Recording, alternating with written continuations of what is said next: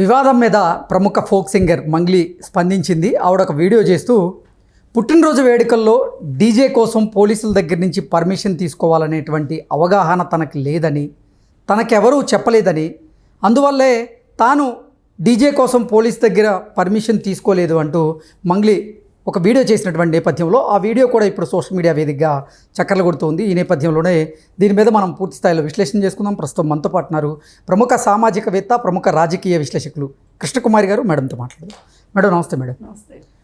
పుట్టినరోజు వేడుకల్లో డ్రగ్స్, గంజాయి కలకలం రేపాయి, అందుకే మంగ్లీ మీద కేసు నమోదైందంటూ నిన్న మొన్నటి వరకు కొన్ని వార్తలు వచ్చిన నేపథ్యంలో వాటి మీద మంగ్లీ స్పందించి నా పుట్టినరోజు వేడుకల్లో అసలు ఎక్కడ గంజాయి కానీ డ్రగ్స్ కానీ లేవు, విదేశీ మద్యం బాటిళ్ళు ఉన్నాయి, అలాగే కొంతమంది డ్రగ్స్ తీసుకొని పట్టుబడ్డారు అంటూ కొన్ని వార్తలు వస్తున్న నేపథ్యంలో వాళ్ళు ఇక్కడ డ్రగ్స్ తీసుకోలేదు, వాళ్ళు ఎప్పుడో తీసుకున్నది శాంపిల్స్ తీసుకోగా అది బయటపడింది, ఇక్కడ కాదు అంటూ పోలీసులే తేల్చారు. కానీ కొన్ని ఛానల్స్ కావాలని నా మీద దుష్ప్రచారం చేస్తున్నాయి. అసలు డీజే కోసం పర్మిషన్ తీసుకోవాలి పోలీసుల దగ్గర అనేటువంటి అవగాహన నాకు లేదు కాబట్టే పోలీసుల దగ్గర నుంచి నేను డీజే కోసం పర్మిషన్ తీసుకోలేదు అంటూ మంగ్లీ తెలియజేస్తున్నారు. ఎలా చూడాలి మేడం?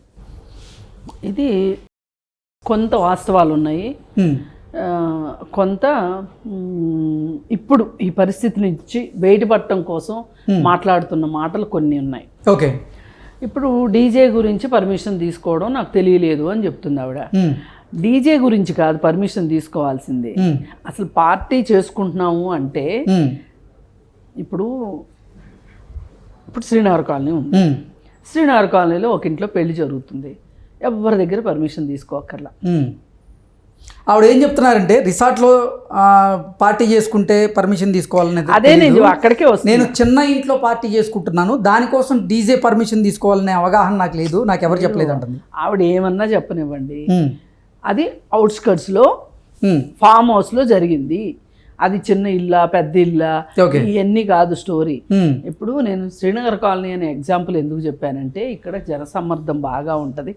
ఈ జనసమ్మర్దంలో ఒక ఇంట్లో పార్టీ చేసుకుంటున్నారు, ఒక గేటెడ్ కమ్యూనిటీలో పార్టీ చేసుకుంటున్నారు, లేదు ఒక గేటెడ్ కమ్యూనిటీలో పెళ్లి జరుగుతుంది. ఎవరు పర్మిషన్ తీసుకోక్కర్లా, ఎందుకంటే ఇది నగరం నడిబొడ్లో ఉంది కాబట్టి ప్రాబ్లం లేదు. మీరు చేసుకున్నది ఎక్కడ? ఫామ్ హౌస్లో. ఇప్పుడు ఫామ్ హౌస్లో పర్మిషన్ ఎందుకు తీసుకోవాలి అని చెప్తారు అంటే, ఇప్పుడు మీరు అడవిలో ఉన్నట్లు లెక్క ఫామ్ హౌస్ అంటే. అక్కడ మీకేమైనా జరిగితే అక్కడ వాదోపవాదాలు, తాగిన తర్వాత వాగుతారు, వాగిన తర్వాత తన్నుకుంటారు. అలాంటి పరిస్థితుల్లో రక్షణ కోసం, అవాంఛనీయ సంఘటనలు జరగకుండా ఉండటం కోసం, లా అండ్ ఆర్డర్ కోసం పోలీసులకి చెప్పి ఉంచాలి అంటారు. ఇప్పుడు పోలీసులకి చెబితే పోలీసులు ఏం చేస్తారు? ఎంతమంది వస్తారండి అని అడుగుతారు. ఒక్కవేళ ఒక అగ్ని ప్రమాదమే జరిగిద్దండి అక్కడ అనుకుందాం, మేడం అంబులెన్సులు రెడీ ఉండాలా? అవును. అంటే వీళ్ళు ఈ వ్యవస్థలన్నింటినీ అవేర్ చేసి పెట్టుకుంటారు, పోలీసులు తగిన బందోబస్తును పెట్టుకుంటారు. అందుకోసం అని చెప్పి మీరు పర్మిషన్ తీసుకోవాల్సిందే. ఇది తెలియదు అని ఆవిడ చెప్తే గనక అంతకంటే ఇప్పుడు మనకి నమ్మాల్సిన అవసరం లేదు.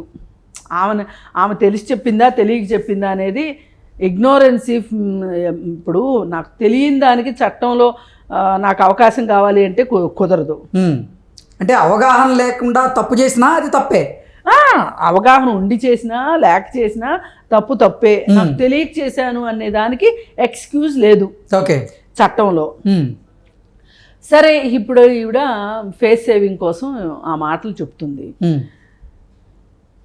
అసలు ఇక్కడ మంగ్లీ ఉందా? లేదు, ఇంకా చాలామంది ఉన్నారు. ఇది వివాదం అయితే అయ్యింది.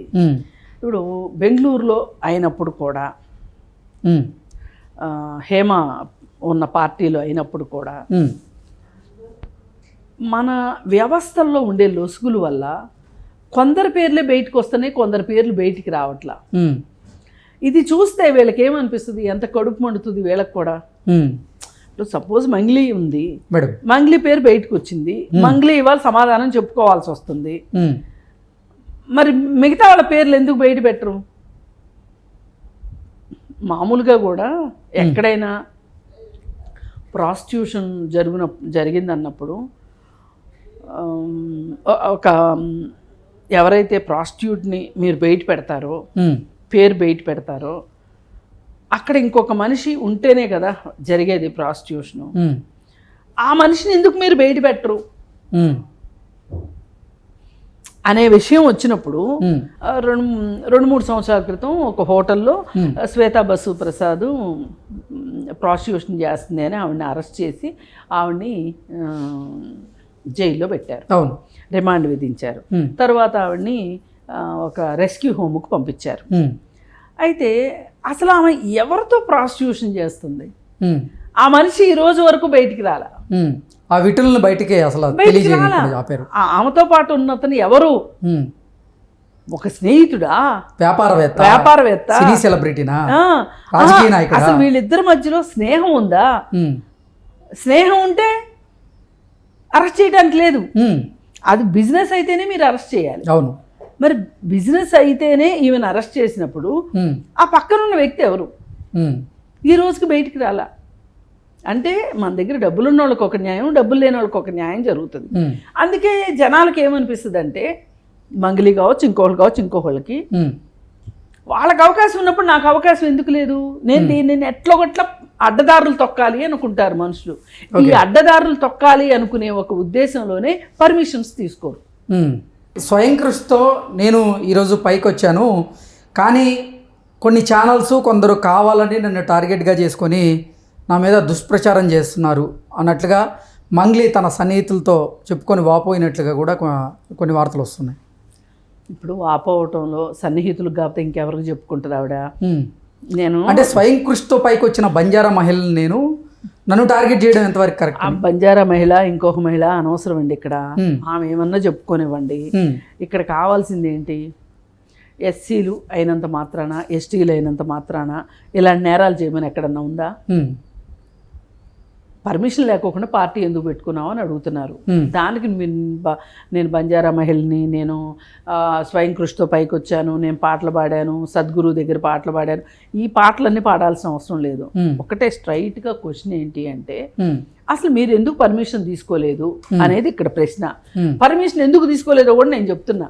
ఎందుకు మేడం? ఎందుకనంటే ఇదిగో వాళ్ళెవరో తీసుకోలేదు అని వీళ్ళకి తెలుసు. ఈ పార్టీలు చేసుకునే వాళ్ళందరూ ఒకళ్ళకొకళ్ళు సంబంధ బాంధవ్యాల్లోనే ఉంటారు, కాంటాక్ట్లోనే ఉంటారు. వీళ్ళకి ఏంటి అంటే రూల్స్ని బ్రేక్ చేయడం ఎట్లా, అసలు రూల్స్ ఉందే బ్రేక్ చేయడానికి అన్న చందంలో రూల్స్ ఏవైనా ఉన్నప్పుడు పాటించాల్సి వచ్చినప్పుడు బ్రేక్ చేసి అదేదో ఒక హ్యాపీనెస్ ఫీల్ అవుతారు వీళ్ళు. అంటే అవగాహన లేకే నేను పర్మిషన్ తీసుకోలేదంటూ మంగ్లీ చెప్తుందంత అబద్ధం అంటారా? అది ఒట్టి మాట. ఓకే, అది ఒట్టి మాట. ఇప్పటికి ఎన్ని పార్టీలు చేసుకుని ఉంటారు, ఎన్ని పార్టీలకి వీడు ఎల్లుండదు. పార్టీలు అంటే అసలు వీళ్ళు ఒక ఈవెంట్ మేనేజర్ని పెట్టుకోకుండా, ఒక ఆర్గనైజర్ని పెట్టుకోకుండా వీళ్ళు పార్టీలు చేస్తారా? చేసుకుంటారా? చేసుకోరు. పైగా దానిలో కేవలం కుటుంబ సభ్యులు మాత్రమే వస్తే అది వేరే విషయం. అక్కడికి సినిమా వాళ్ళు వచ్చారు, పొలిటీషియన్స్ వచ్చారు, రకరకాల వాళ్ళు వచ్చారు. వచ్చినప్పుడు వీళ్ళు ఒక ఈవెంట్ మేనేజర్ని పెట్టుకోకుండా ఎందుకు ఎలా చేసి ఉంటారంటారు? ఆ ఈవెంట్ మేనేజర్కి తెలియదా పర్మిషన్ తీసుకోవాలి అని? ఇవన్నీ ఒట్టి మాటలు. ఈ మాటలు కాదు వాళ్ళు మాట్లాడాల్సింది. ఇప్పుడు ఏంటి అంటే, ఏది ఏమైనా తెలిసి చేసినా తెలియక చేసినా నేను పొరపాటు చేశాను, దీనికి నేను ప్రభుత్వం చట్టం ప్రకారం నడుచుకుంటాననేది ఒక్క ముక్క అనేసేస్తే అయిపోతుంది. తెలియక చేశాను. ఇక కాకపోతే ఏంటంటే ఎక్కువ నెగిటివ్గా మాట్లాడేస్తున్నారు.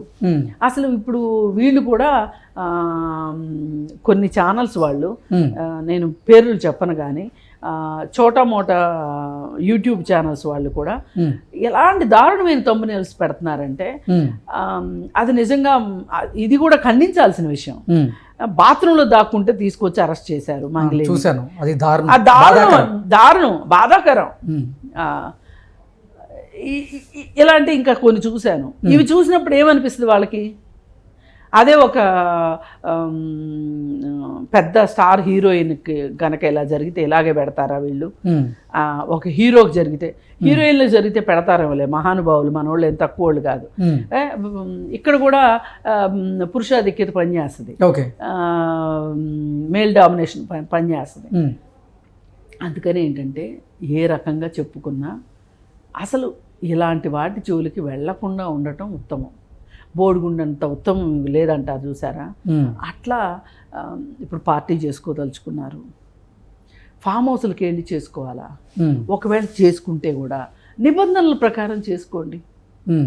ఇవాళ మామూలు వ్యక్తులు ఎలా ఉన్నా పర్వాలేదు, కానీ సొసైటీలో కష్టపడి పైకి వచ్చిన వాళ్ళు కానీ పబ్లిక్లో ఫేమ్ ఉన్న వాళ్ళు కానీ ఒకంత జాగ్రత్తగా ఉండాల్సిన అవసరం ఉంది. అంటే ఇది ఒక బాధ్యత లాంటిది. ఇప్పుడు మామూలు వాళ్ళు ఎలా ఉన్నా పర్వాలేదని ఎందుకు అంటున్నాను అంటే, ఎవరైనా ఎంతమందికి తెలుస్తారు? మహా అయితే ఒక 100 మందికి తెలుస్తారు, ఒక 1000 మందికి తెలుస్తారు. ఒక మనిషి వాళ్ళ చుట్టాల వరకు, వాళ్ళ స్నేహితుల వరకు, వాళ్ళ ఇళ్ళ పక్కల వాళ్ళ వరకు, లేదు వాళ్ళు ఉండే కాలనీ వరకు తెలుస్తారు ఎవరైనా. కానీ మంగ్లీ లాంటి వాళ్ళు ఎంతమందికి తెలుసు? కొన్ని వేల మందికి, కొన్ని లక్షల మందికి, కొన్ని కోట్ల మందికి తెలుసు మంగ్లీ తెలుసు. మరి అలాంటప్పుడు మంగ్లీ ఎంత జాగ్రత్తగా ఉండాలి.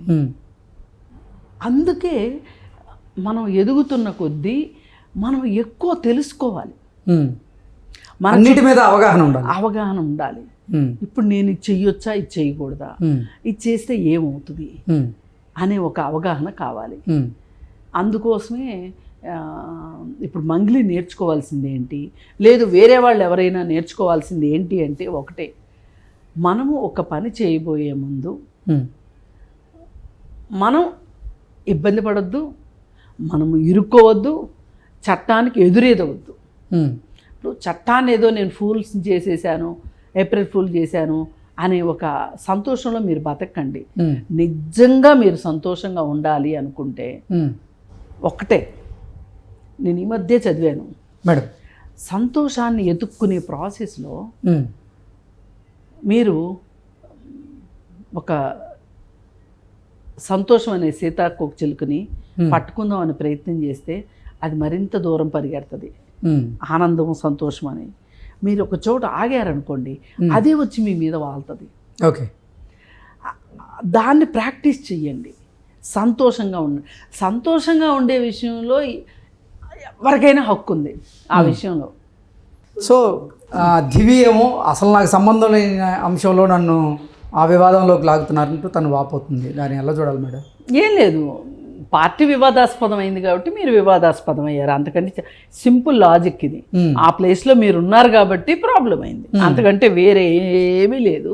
అందుకని ఎవరైనా పిలిస్తే, ఇప్పుడు దావుద్ ఇబ్రహీం ఒక పార్టీకి పిలిచాడు అనుకుందాం ఎగ్జాంపుల్ మేడం, వెళ్ళారు, అంతా బాగుంటుందని అనుకుంటారా? అనుకోరు కదా. అట్లాగే ఇప్పుడు ఈ పార్టీలు కూడా ఎట్లా తయారైనాయి అంటే, మొన్న బెంగళూరు పార్టీ చూసిన తర్వాత, హేమ పార్టీ చూసిన తర్వాత ఎంత జాగ్రత్తగా ఉండాలో అర్థం కావాలి. కానీ వీళ్ళు వ్యక్తిగత బలహీనతలో, లేకపోతే ఒక సొసైటీని మెయింటైన్ చేయాలి, మనం ఒక క్రౌడ్లో ఉండాలి, ఆ క్రౌడ్లో ఉంటేనే, అంటే వార్తల్లో ఉండాలి, మార్కెట్లో ఉండాలి అంటే గనక, మనం నలుగురికి తెలియాలి అంటే మనం ఇలా బయటికి ఎక్స్పోజ్ అవ్వాల్సిందే అనే ఉద్దేశంతో చాలామంది వాళ్ళ సెలబ్రిటీలు కావచ్చు, సెలబ్రిటీలు అవ్వాలనుకునే వాళ్ళు కావచ్చు, తాపత్రయపడే ఒక హడావిడిలోనే ఇలాంటి పొరపాట్లు జరుగుతున్నాయి. అసలు ఇప్పుడు తనకైనా మంగ్లీకైనా నేను ఒక సెలబ్రిటీని అనే ఒక ఫీలింగ్తో నేను ఏం చేసినా నడుస్తుంది అనే దీనివల్ల జరిగిందే కదా అది. మరి అక్కడికి మీరు వెళ్ళారు. అసలు నన్ను అడిగితే బిగ్ బాసే ఒక రకంగా, బిగ్ బాస్ నుంచి బయటకు వచ్చిన వాళ్ళు మహా అయితే ఫస్ట్ సీజను, సెకండ్ సీజను వదిలేసేస్తే, ఆ తరువాత వస్తున్న వాళ్ళందరూ కూడా దాదాపు 80% బిగ్ బాస్ నుంచి బయటకు వచ్చాక ఏదో ఒక వివాదంలో ఉంటున్నారు. ఏదో ఒక వివాదం, ఇంకా దీని గురించి రెండో మాట లేదు. ఇప్పుడు దివి కూడా దానికి మినహాయింపు ఏమీ కాదు. ఆవిడ తెగ గింజుకోవటం, అంత గింజుకోవాల్సిన అవసరం లేదు. మీరు పార్టీకి వెళ్తున్నారు అన్నప్పుడు అక్కడ ఏదో ఒక పొరపాటు జరుగుద్దండి ఖచ్చితంగా. ఓ పెళ్ళికి వెళ్ళినంత ఈజీ కాదు ఈ పార్టీలకు వెళ్ళటం. అందుకని కొంచెం ఆలోచించి పిలిచారు ఇంతే చాలని వెళ్ళడం కాకుండా, వివాదం వస్తే కూడా దాన్ని ఎదుర్కోవడానికి సిద్ధంగా ఉండండి, బాధపడకోకుండా. Okay okay madam, thank you so much. Thank you.